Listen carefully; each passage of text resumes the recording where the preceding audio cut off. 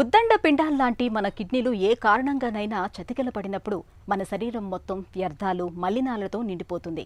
ఈ పరిస్థితి చివరికి ప్రాణాపాయానికి దారితీస్తుంది. ఈ విపత్కర పరిస్థితిని ఎదుర్కొనేందుకు బయట నుంచి కిడ్నీల్లాగా పనిచేసే కృత్రిమ యంత్రాల తోడ్పాటును తీసుకోవాల్సి ఉంటుంది. కిడ్నీలు విఫలమైన వారికి డయాలసిస్ అనేది సంజీవని లాంటిది. డయాలసిస్ మీద జీవనం సాగిస్తున్నప్పుడు జీవనశైలి జాగ్రత్తలతో పాటు ఆహారపరంగా కూడా చాలా జాగ్రత్తల్ని తీసుకోవాల్సి ఉంటుంది. ముఖ్యంగా ఒంట్లో నీరు ఎక్కువగా చేరకుండా చూసుకోవాలి. అలాగే ప్రోటీన్లు, పొటాషియం మోతాదులు తక్కువగా ఉన్న ఆహారాలను ఎక్కువగా తీసుకోవాల్సి ఉంటుందని చెబుతారు డాక్టర్లు. డయాలసిస్ రోగులు పాటించాల్సిన ఆహార నియమాల గురించి ఇప్పుడు తెలుసుకుందాం.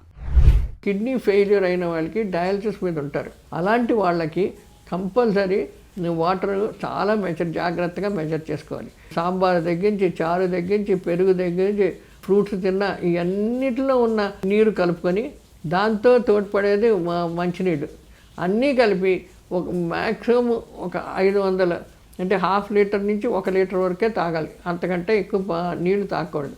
నీళ్లు తాగుతుంటే కిడ్నీ పూర్తిగా పోయింది కాబట్టి కిడ్నీలోంచి వాటర్ పోదు, కాళ్ళు చేతులు అన్నీ వాసిపోయి నీరు పట్టేస్తూ ఒంటికి. ఇది లేకుండా వీళ్ళు జాగ్రత్తగా కాపాడుకొని జాగ్రత్తగా చూసుకోవాల్సిన అవసరం ఉంది. ఉప్పు తగ్గించాలి. ఉప్పు ఉన్నా కూడా ఏమైపోతే ఇది పెరిగిపోతూ ఉంటుంది, వాటర్ నిల్వ చేసేస్తాయి. తర్వాత ఈ పొటాషియం ఫుడ్స్ అంటే ఏంటి, ఏ పండు తినకూడదు. మ్యాక్సిమం పళ్ళు తినవలసింది పప్పాయ ఒకటి, జామకాయ ఒకటి, ఈ ఎక్కువ యాపిల్ ఒకటి, ఈ 3 మటుకు వాడచ్చు. మిగతా పళ్ళు ఏవి పనికిరావు. షుగర్ పెంచేస్తుంది, డయాలసిస్ మీద ఉన్న వాళ్ళకి పొటాషియం పెంచేస్తుంది. అందుకని ముఖ్యంగా ఏ టైప్ ఆఫ్ కోకోనట్ అంటే కొబ్బరి పాల్లా కానీ కొబ్బరి దీనికి ఏ రకమైన కొబ్బరి తినకూడదు. కొబ్బరిలో చాలా హై పొటాషియం ఉంది. వాళ్ళకి పొటాషియం లెవెల్ పెరిగిపోతే హార్ట్ మీద ప్రాబ్లం వస్తుంది.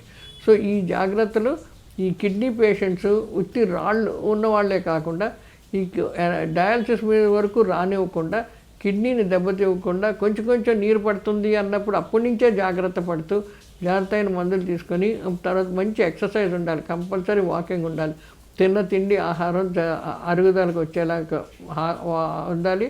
నీరు పట్టకుండా జాగ్రత్తగా చూసుకొని వాళ్ళ యొక్క ఈ పొటాషియము, కాల్షియం లెవెల్స్ ఇవి జాగ్రత్తగా కాపాడుకోవాలి. క్రియాటినిన్ ఇవన్నీ కాపాడుకోవాలి.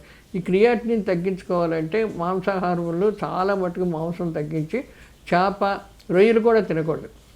తర్వాత ఏ type of shellfish, crabs అని ఇటువంటివి కూడా తినకూడదు. మటన్ లేకుండా చికెన్ కానీ చేప కానీ వారానికి 1-2 సార్లు తినచ్చు. ఇలాగ పెట్టుకొని కొన్ని సూప్స్ లాగా అలా చేసుకొని ఇలా క్రమబద్ధకంగా తింటే అట్లీస్ట్ ఆ డయాలసిస్ ఉన్న పేషెంట్స్ మరీ ఎక్కువగా డయాలసిస్ లేకుండా ఉండకుండా, తర్వాత కిడ్నీను ఎక్కువ ఇది చేయకుండా, దెబ్బతీయకుండా ఆహారం ద్వారా చాలా మటుకు మేనేజ్ చేసుకోవాల్సింది. ఇందులో ఉప్పు మటుకు చాలా ముఖ్యమైన కారణం. ఉప్పు చాలా తగ్గించాలి. షుగర్ పేషెంట్స్ అయితే షుగర్ బాగా తగ్గించాలి. సో ఇక్కడ ఏంటంటే ఆర్టిఫిషియల్ స్వీటనర్స్ అని వాడడం మంచిది కదండి. హార్ట్ మీద ప్రాబ్లం వస్తుంది. షుగరే తగ్గించుకొని చాలా జ్యూసెస్లోని షుగర్ లేకుండా అలవాటు చేసేసుకుంటే చాలా హ్యాపీగా ఆరోగ్యకరంగా ఉంటారు. అంతేగాని షుగర్ వల్ల శాఖరిని తీసుకొచ్చి ఇంకేదో వస్తుందని అవి చేసుకొచ్చి కొంతమంది వాటితోటి కేకులు చేసి, డెజర్ట్లు చేసి, ఆర్టిఫిషియల్ స్వీట్నెస్లో స్వీట్లు చేసేస్తున్నారు. అలాంటివి చేస్తే అవన్నీ కెమికల్స్ కాబట్టి అది కూడా చాలా దెబ్బతీస్తుంది. ఒక్కొక్కసారి హార్ట్ ప్రాబ్లమ్స్ కూడా వస్తున్నాయి. అందుకని ఏ రకమైన కెమికల్ స్వీటనర్స్ వాడకుండా మన షుగరే తగ్గించుకునేలాగా చూసుకుంటూ ఉంటే మంచిది. ఈ పద్ధతులు వాడుతూ ఉంటే కిడ్నీని మటుకు మనం కాపాడుకోగలుగుతాం.